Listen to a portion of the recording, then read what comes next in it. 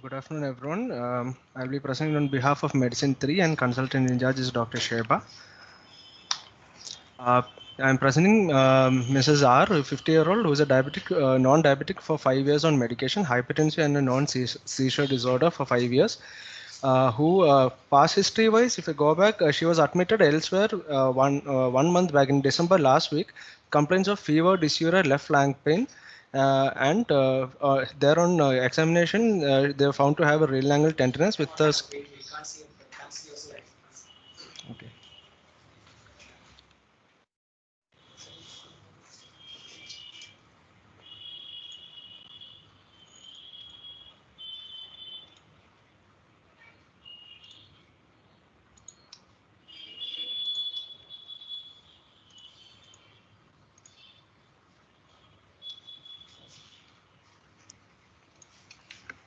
Yes. Uh, Presenting 50-year-old Mrs. R, who is a diabetic for 5 years, hypertensive for 1 year, and a seizure disorder non-case on medication, who was admitted elsewhere in December last week with fever, dysuria, and left flank pain, where they found to have a renal angle tenderness, and the scan showed a mild hydronephrosis. Uh, they treated her as a pyelonephritis. Empirically, they started on injection meropenem, and culture urine culture has grown ESBL E. coli there. In view of the HUN, they have put a DJ stenting done on Jan 1st. But later, after the stent was placed, she went into a shock, probably a septic shock. She had to go into ICU, intubated for 2 weeks, and she recovered. After this incident, also fever was persisting, so they took Dharma and came to CMC. So when she presented to us, she had a high-grade intermittent fever with chills, which was persisting since 1 month, which is not going on antibiotics. Difficulty in she also had some difficulty in standing and walking, and because she was bedbound for past 2 weeks after the ICU stay. Examination wise in the ward, she was pulse was 98 with BP was stable. She was febrile 101 degree Fahrenheit. All other clinical examination normal except for abdominal examination where renal angle tenderness on the left was present. CNS examination wise, mental functions are normal, but patient was bedbound for 2 to 3 weeks prior admission. Her upper limb powers and reflex were normal. However, lower limb was 3/5 inflection and reflex were some hyperreflexia 1 plus was present. Left lower limb we found to have a mild abduction and externally rotated while lying down, but she was bedbound for past 2 to 3 weeks and sensation and tone was normal. So the symptom complex, what she presented with was a initial fever with the urinary tract symptoms. Later went into a septic shock. Then again the fever was persisting, and the left hip was showing some abnormality. So clinically, if you think there was a UT in the beginning, probably went into a bacteremia and shock, and then started having some seeding, is what we are thinking. Investigation wise, she showed uh, total counts are elevated with neutrophilic left shift. Toxic changes are present with the AKI creatinine as 1.99, BBS negative, her sugars are uncontrolled, SPN was 7.3. Blood cultures was sent from here, which was sterile. Urine culture also did not show any bacterial growth, and all other MGIT fungal cultures are negative. Uh, at this point, so we are thinking probably urosepsis, which is partially treated because she received antibiotic from outside, now treated as a pyelonephritis here. And we started empirical antibiotic of urine blood culture, which also did not show any bacterial growth. And the degescent placed outside was removed, thinking that was a new source of the fever. 3 to 4 days into admission, the fever was still persisting, but the patient general condition has improved. Now the patient, till now she was bedbound, but the patient slowly started ambulating. She was able to stand, and we tried her to weight bear her, but we found she had some antalgic gait in the ward. She was walking with support.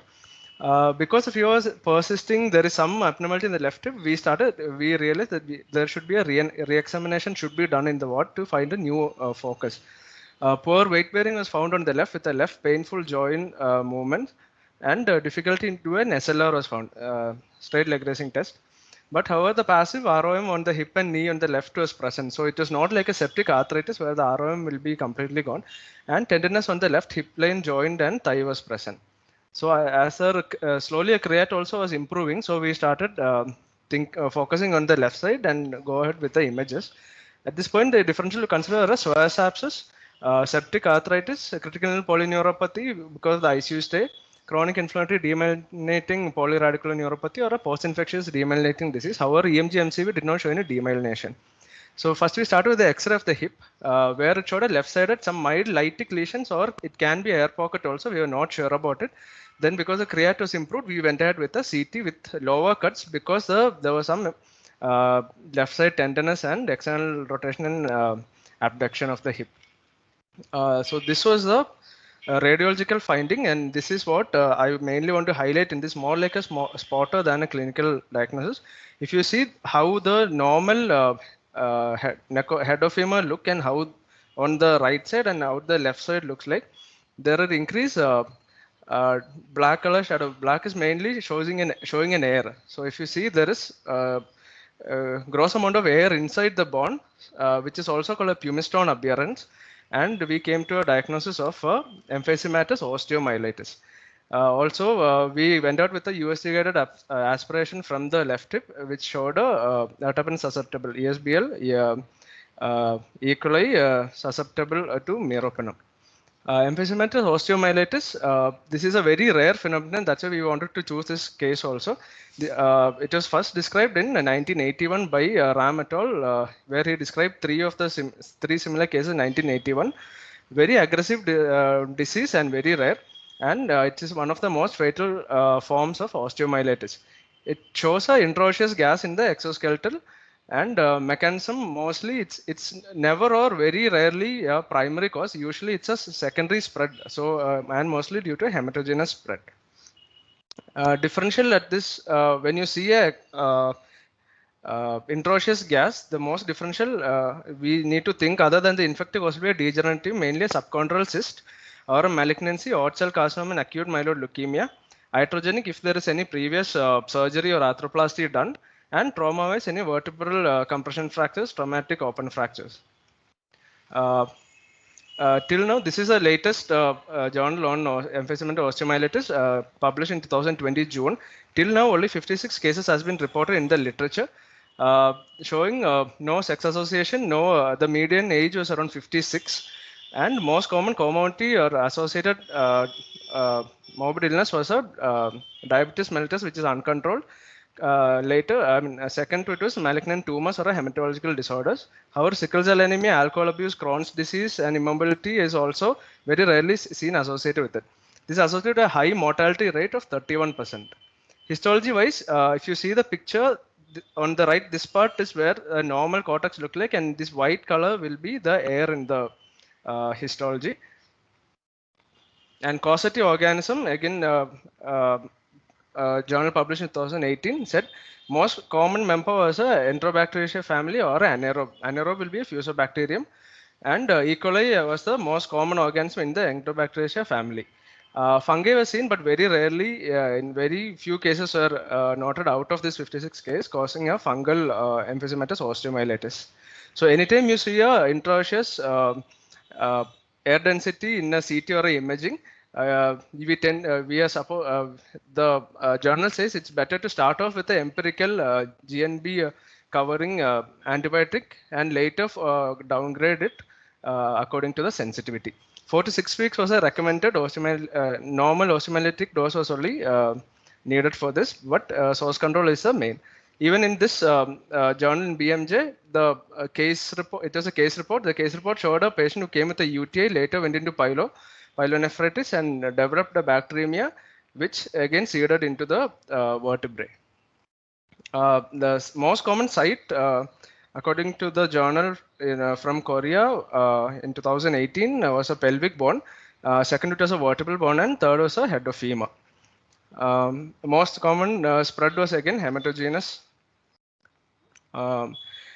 Disease, the treatment part-wise, the most common, the most successful treatment was 54% of the patients in this case series had undergone both antibiotic coverage with the surgery, and all of them has recovered. 22% of them has done only antibiotic who had a residual disease, and only surgery is done in 11% who later needed antibiotics. So in our patient, we initially treated with the urosepsis, started on empirical antibiotics, and found to have a secondary spread. We thought it was a degestion in the beginning, removed it, but repeat Then we realized there was a other source causing this after doing a re-examination. Repeated imaging after the CT was done, MRI musculoskeletal showed multiple collections around the left femur head, and also a new osteomyelitis of the left acetabulum was found. So treatment plan for our patient was a extensive source control with good antibiotic coverage.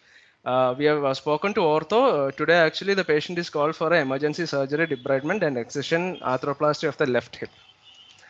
Take home message from this is the importance of a clinical examination and a re-examination. Basically, in the beginning, how we thought the cause was a urosepsis, and later the whole picture changed to saying how a urinary tract infection led to such a extensive secondary spread, causing emphysematous osteomyelitis, which we picked up in a re-examination of the whole clinical picture. Incidence of the same disease, it's a very rare disease, only 56 publications still now over the world from 1981 till 2020. And any intraosseous gas seen in an imaging, always suspect EO and start over broad spectrum antibiotic in a clinical picture with fever and associated tenderness. And the organism causing most common will be a GNB, most commonly Enterobacteriaceae family. E. coli was the most common in the previous journals published. Thank you.